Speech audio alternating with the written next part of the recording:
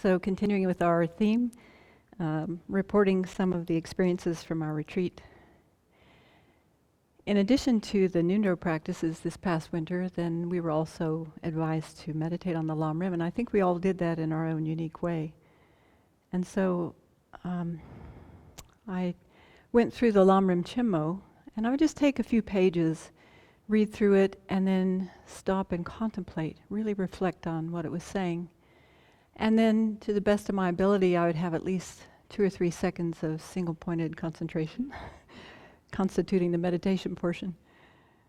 Okay, so Venerable reminded us that of something that His Holiness said. Do you remember? She said, at the end of our contemplation and reflection, at least for a moment, just stop and dwell on some conclusion that you've come to. So I really tried to remember that piece of advice. So as I went through the 3 volumes, there was one topic that really stood out for me, and that was the topic of the suffering of samsara. I mentioned that in one of the motivations. And I was reminded that some years ago I had a chance to talk with Lama Zopa Rinpoche. It was after an ordination that he had done. And feeling very full of devotion, I approached Rinpoche and I said, with all sincerity, Rinpoche, how can I serve you? And he got quiet for a minute and he looked off into space. And, I was probably thinking he'd say something like, well, keep studying or keep teaching. You're doing a good job. Instead, he said, practice the Dharma.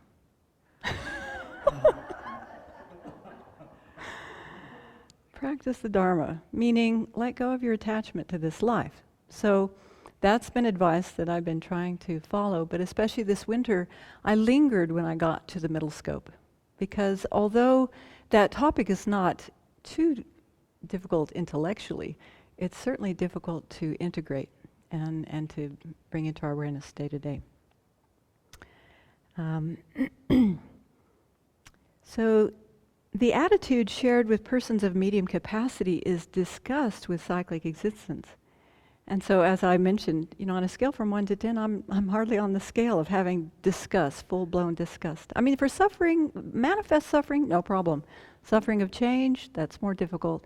And certainly pervasive suffering of conditionality is, barely on the radar.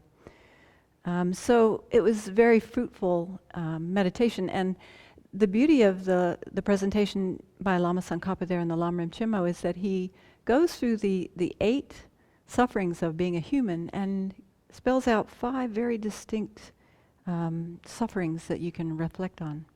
And so I found those very powerful for my mind.